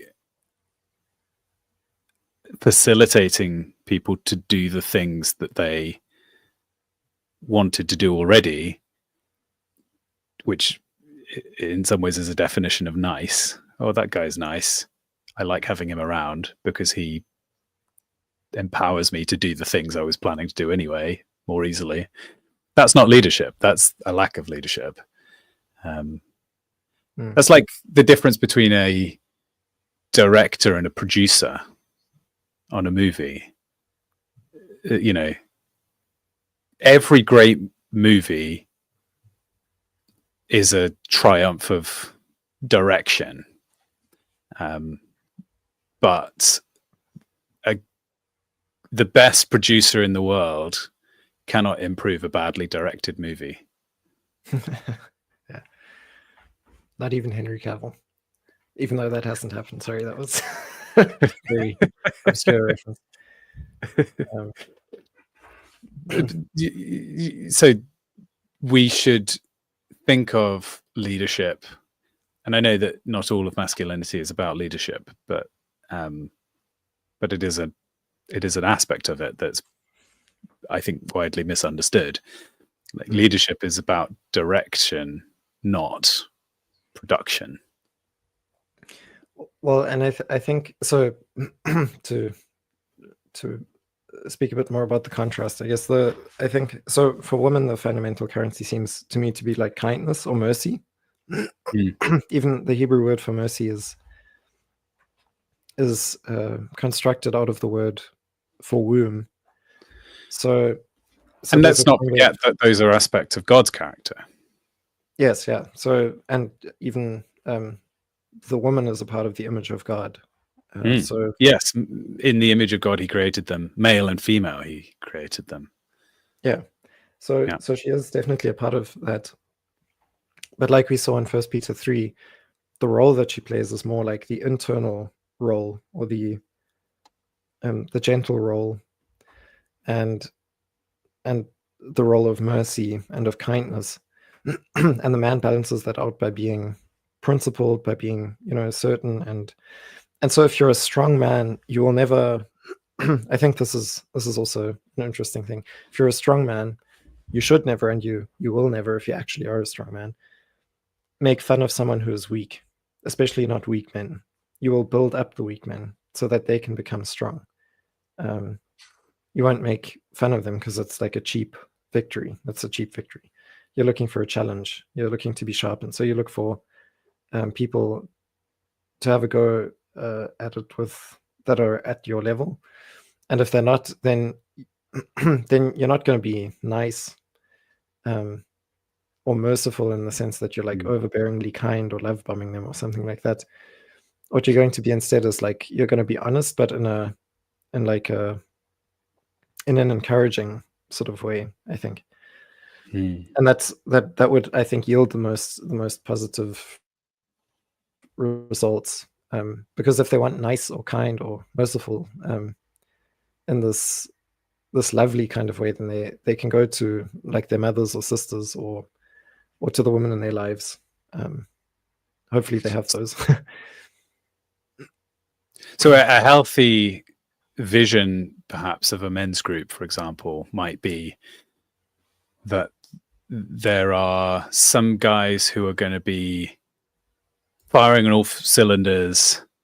You know, their lives are going well and they're respected and they've got all this biblical wisdom and knowledge, and they're just, you know, they're strong men. And then there'll be other men who are weak. They could be weak in all kinds of ways: young, morally weak, physically weak. And the thing that might be a sign of the health of that group, in terms of they're doing it right, they're doing iron sharpens right correctly, is that those guys who are the kind of natural leaders who everyone else is looking to for inspiration, they'll be doing the banter most harshly against one another, and then only with a certain caution towards the guys who are actually vulnerable, right? If you don't want to see that, like what would be the wrong pattern would be, imagine that those guys who are in the kind of on top in lots of measurable ways are ganging up together. They're kind of complimenting each other all the time and stomping on the guys who have all these evident flaws. That's not what's meant by iron sharpens iron. That would be like iron destroys Play-Doh. Knife cuts through butter. Yeah, knife cuts through butter is not the saying. You should be looking, like you say, looking to nurture and lead and inspire those who are weaker than you, and then aspiring to find people who are at your level or above, who can like take a chunk out of you, but in a productive way. Is that fair? Yeah, I think that that sounds good. And yeah, because so we are supposed to love one another. There are a lot of verses that speak about that, and Saint John writes a lot about it in his works. In the first letter of John, there's also that that verse that says, "There is no greater love than this, that a man lay down his life for his friends," which is often used on like memorials for the First World War and so on here in Germany. And I think that also is such a good definition of brotherhood. And there's a difference between like love, which we've over romanticized in our time, and mercy that I think we often get wrong. Like mercy is this really intense emotional reaction that causes you to be inclined towards someone. Love is more like a way of living where you're willing to sacrifice yourself for the sake of your brothers and sisters in Christ. In that verse, it's like the image I have is Christ sacrificing himself for the sake of his disciples in a more immediate sense, but then obviously for the whole church, for all of humanity, so that they might believe and live. Yeah. And let's not forget that love is about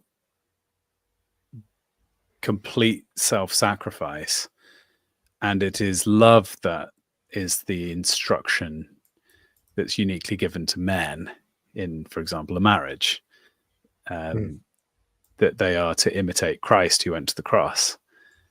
So this is a oft repeated point, but I think rightly so, that the calling for men is maybe to be in a position of a higher position hierarchically, but also a harder position, I think, in terms of the cost. I mean, it's not true in every instance, but do you think that's a fair thing to say in general? I think that's pretty good. Like, what needs to be emphasized is also, we're speaking primarily about the relationship between men and other men. When it comes to the relationship with women, I think one should be genuinely merciful. Like you just pointed out, the fact we should be loving towards our wives, in a monogamous sense way. And then our wives, however many you happen to have. Let's not ask Phil too many questions. Yeah, it's been a busy year. Just no, it hasn't. That sense, or it has in a way, but also not really. So anyway, but the point being, just 3 weddings and a funeral. Yep. None of them mine, thankfully, especially with regards to the funeral.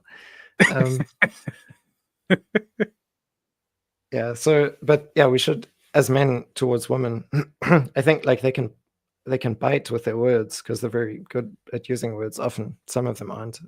Again, one does have to be particular when interacting with individuals because you've got very physically gifted women and so on as well.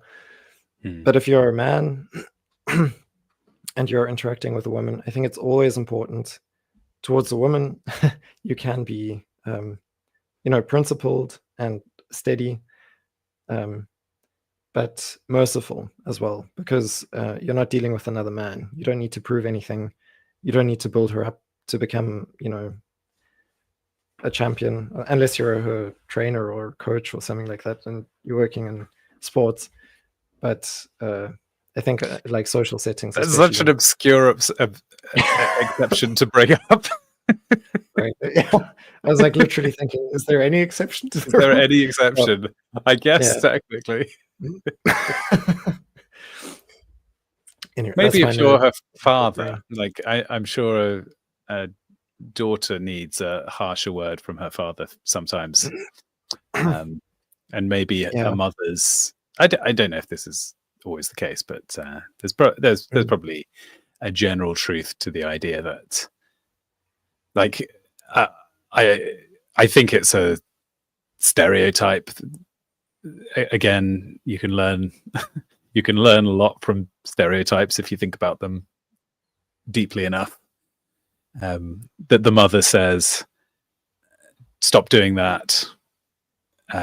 Your father's going to be home in an hour, and you don't want to, as it were, you don't want to feel his wrath." Yeah. That the mother's hand will always be somewhat stayed, because of her compassionate and empathic nature, which is a very important and good thing. And God made fathers and mothers different for a reason. That a child raised with only one half of that equation is missing out in a sad way. And that goes in either direction. Lacking a father or lacking a mother is a tragedy. But often the father's approach is to be the one to push the child into danger and to discipline them more harshly, and all these things that are just not natural to women's nature, but are very beneficial for the development of the child. Yeah, I think, it can get her used to masculinity as well, because there is something that's a bit, gruffer, a bit less flexible in masculinity, and I think that's important. I think that's supposed to be there and prepares her probably in some ways for having a husband later on in life, because if she's not used to dealing with men. Yeah, so what I mean is you should never sacrifice your principles. That's what I meant with steady. Like, you should be firm, but I think it's also important to realize that there are the weaker vessels, so one shouldn't go like being unnecessarily, one should have a kind of self-awareness around women, because there's a sensitivity there as well that one can easily damage if one isn't careful. But at the same time, one should never ever sacrifice one's principles for the sake of gaining the favor of a woman. I think one should never be looking for the favor of a woman. One should always be trying to communicate truth, and if if that lands well, then it's good for the woman as well as for you, because it's lies only destroy things. And if you're looking for favor and you sacrifice, well, if you're looking for favor, you're just looking for the wrong thing. If you want to look for favor, look for it in the eyes of God, not in the eyes of women.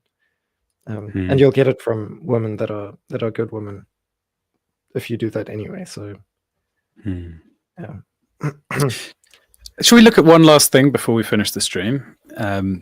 Matthew 22 verses 1 to 14. Sure. Shall I read it and let your voice rest a little?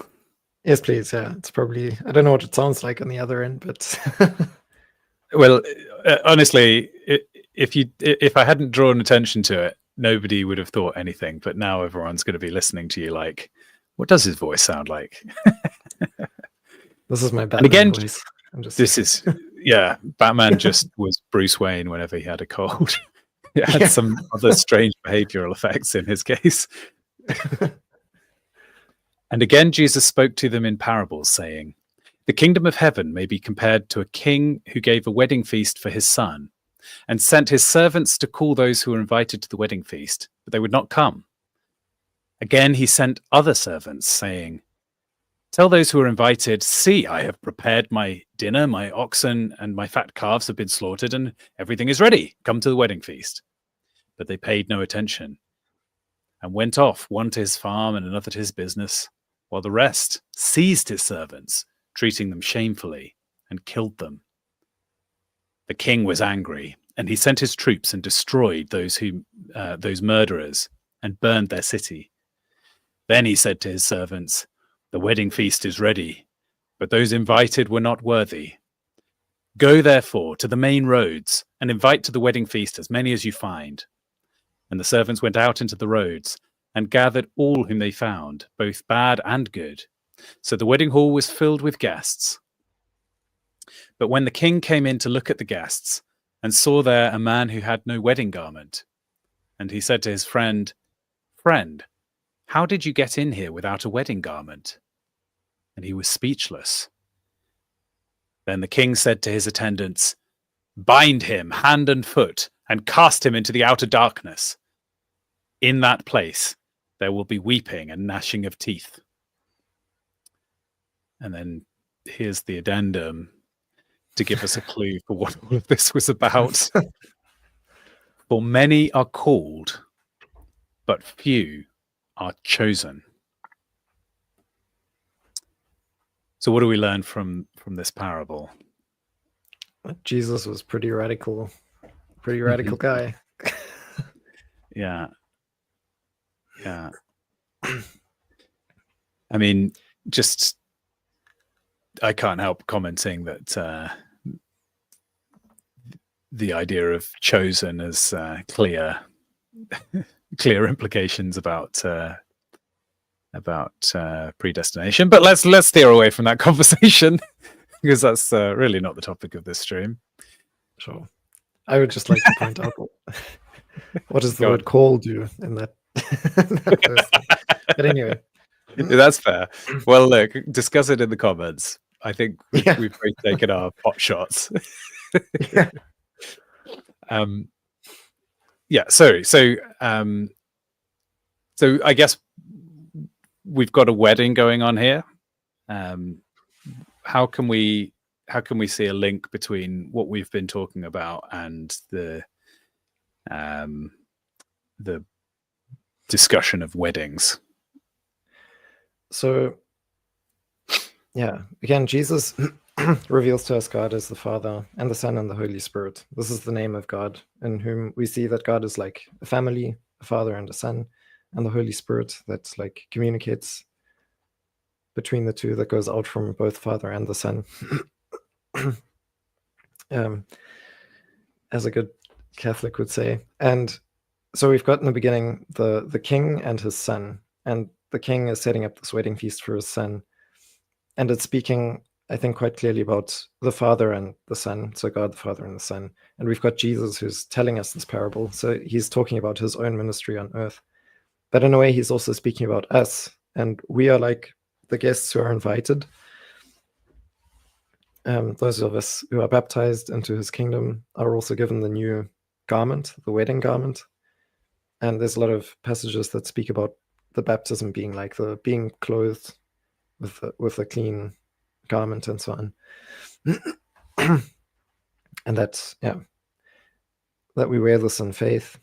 And God is for us like the king in this story, who basically is willing to destroy nations on our behalf as his children, as his son. And I think that's kind of like a positive image of masculinity. You've got a father who's willing to fight for you, who stands at your back, who wants the best for you, who throws the best wedding party for you. And so you can see yourself, if you're a man, as like a bridegroom in this world. And God is your father. So the Almighty One is your father. And if you ever desire counsel, I mean, I would still say go find a congregation, spend time with men. Maybe there's like a men's group, like on the Discord channel.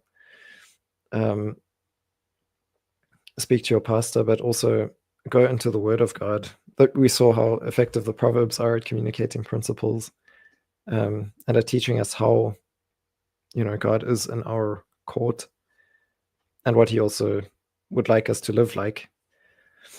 And yeah, so he's a fighter and he's on our side.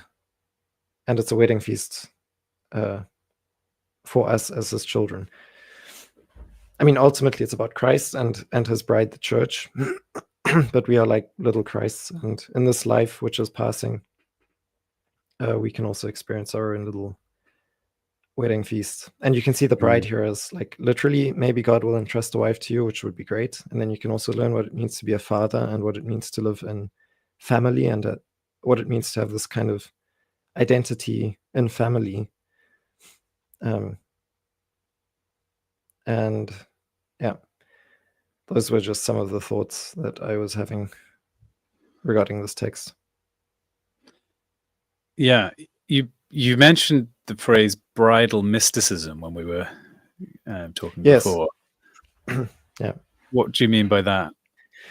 So fundamentally, what we see in like John 1, sorry, my voice is distracting me now because I'm trying to talk and think at the same time, but the talking is more difficult than usual. So, sorry. But, yeah, well, no. Let's truck on for another couple of minutes, and then we can all go and rest our voices. Okay. Yeah. If you can manage a couple of minutes, it's not a problem to listen to at all. But I just feel bad if you feel you're struggling. Okay. Yeah. No, that's proving your manliness and your strength. That's very good. I'm impressed. I'm inspired. But yeah, so bridal mysticism, I think, is something that just is a theme throughout the whole Bible. It starts with the story of, God creating creation, the earth. I think that's one of the reasons why the concept of Mother Earth, while being wrong, is still pretty potent, because there's something to it that God, draws creation out of the waters of the beginning, and like a bride that is washed. That's an image that we have in Ezekiel. And then he also brings forth his children, humanity, through the earth, through creation. And then he basically repeats that story for the human after he's completed creation. by presenting the man with a bride that is drawn out of the man's rib or out of the man's side. So God is like retelling his own biography through Adam, by giving him the bride. And so every man is defined by this in his nature. He is actually made in God's image. And God is preparing him through the course of his life to be presented with a bride. And like the bride, it doesn't have to be a woman. I'm just gonna put that out there. Not everyone gets married, but I think for the average man, so for like 99% of men, it will be, or maybe 80% of men. I don't know exactly what the statistics Yeah, are. maybe 99% of women. That would be nice. Yeah. Yeah. Well, yeah. I don't know the actual numbers, but I think I heard that historically, almost all women end up having children, and actually not that high of a percentage of men do. Yeah, I think that sounds very which you would think, how could that possibly be the case? But then the answer is that, I guess, that so I've completely derailed you here, but that does point arguably towards a polygamous past for humanity. That if you've got each man, each woman have children. Sorry, what were you going to say? Well, I mean, polygamy. Yeah, polygamy in the past is a fact, I think, and in the present even. So that's definitely a fact. It's more possible that, or more effective that way around as well, if you've got one man. We sort of have a unofficial version of polygamy going on in modern West, in that you find that there's guys who have children with lots of different women. The difference is that they're only with one woman at a time. They don't collect a harem around them and have them all as a big family unit. They sort of abandon their children and carry on through the world, leaving a wake of fatherless, semi-orphans in their wake. So yeah. Coming in at the last minute with a hot take. There's no such thing as toxic masculinity, which is a version of a position that we've posited during the stream, I'd say. Yeah. The Andrew Tate position. But yeah, so what I was saying though is that we're all like bridegrooms, but so we're only that in as far as we reflect Christ, who is like the blueprint for mankind, the image according to which Adam was made, and in whom all of creation is summarized when he enters into the flesh and redeems us. So through him, masculinity is sanctified again after it fell from its original perfect state into toxicity, one might say. And so, like, to orient yourself according to Christ is always the best thing if you want to have a sane kind of masculinity that's principled and good for your neighbor and your woman. So look to Christ. He is the ultimate bridegroom. And there we also see the question of subordination again, or of like getting into position and knowing where your limits are and so on. Christ is God, and you should also let him do his service to you in a sense. Well, the head of every woman is man, the head of every man is Christ, and the head of Christ is God. So you could say women can complain that, how come I have to have someone who is my head? Why can I not be my own head? But actually, no Christian man should have no head. His head is Christ. And then you say, even Christ himself had a head, which was God. So which God the Father, you could say. So I suppose you could say God the Father is the only one in the full hierarchy who has no head, or is Yeah, his and own head. even a man is supposed, yeah, the Godhead, I guess. Well, yeah, Christ willingly subordinates himself to the Father within the Trinity as well. But the a man is also always supposed to honor his mother and father, no matter how old he gets or whatever. Even though he leaves the house of his mother and father to start his own house if he gets married. I think there's a lot of discussion that needs to be had around what it means that your father is actually your head, especially for women if they're unmarried, because it kind of actually means that your father is supposed to look after you until you get married. And if you don't get married, that is kind of, and it was historically also, I think, a security for the woman. Although, like, monasteries then also became an option and so on. But yeah, that is an interesting thing that I think about in recent times as well on a regular basis. The question of, being an adult and yet still being submissive or subordinate to your parents is actually biblical, but we often, in our individualistic world, tend not to think about that. Or we also, turn them into a part of the uniform collective. And no longer. I mean, the age of marriage is going up and up, so it's historically unusual to be an adult who's not formed your own family group. But I think the principles are the same, even though this is kind of a new paradigm, as it were. Like, I think we should encourage people to be getting married earlier, but for as long as you're not married, then you are still better consider yourself part of a family group with your parents than thinking of yourself as an individual roaming the earth alone. Yeah, like I think you have responsibilities to your parents. Well, I think you have responsibilities to your parents into their old age, even if you do get married. But you have almost a self-interest in finding yourself in part of a family, if you can. If you have living parents and you're not married, then you should consider yourself part of that family group if possible. And if you don't have family, you should seek to, I guess then you are relying on the local church as a proxy family. But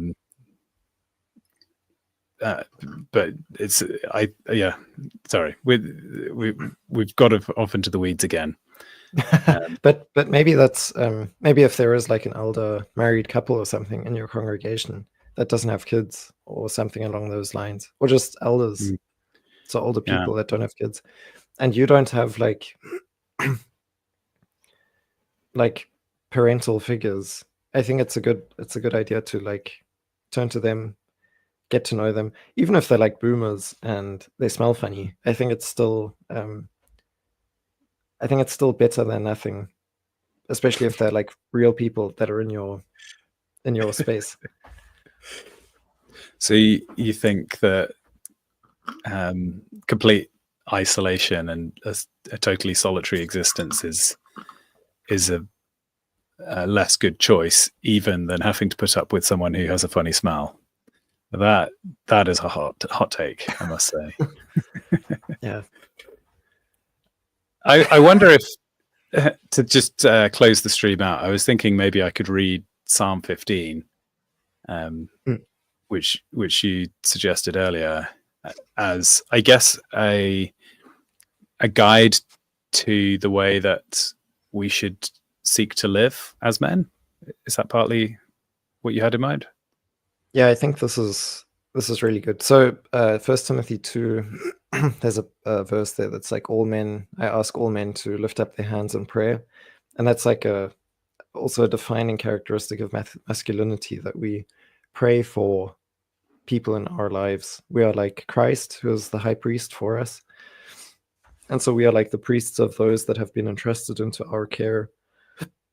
Excuse me. Yeah, without anger or quarreling, which also speaks to the toxicity that, or sin that can arise amongst men, because they, we like to use our fists for other things, but we should be using them when you lift. It's like when you lift your hand, the purpose should be for praising God, not because you're squaring off for a fight. Yeah, unless you're a boxer, but then still, that's just an exception to the. But yeah, so in this sense, I think this is how one can understand Psalm 15. You're as afflicted as the rest of us with the modern inability to just take wisdom on the chin. Yeah.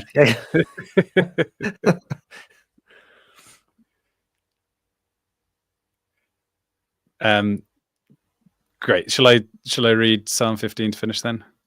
Yeah. Psalm 15, a psalm of David. Lord, who may dwell in your sacred tent? Who may live in your holy mountain? The one whose walk is blameless, who does what is righteous, who speaks the truth from their heart, whose tongue utters no slander, who does no wrong to a neighbor and casts no slur on others, who despises a vile person, but honors those who fear the Lord, who keeps an oath even when it hurts, and does not change their mind, who lends money to the poor without interest, and does not accept a bribe against the innocent. Whoever does these things will never be shaken.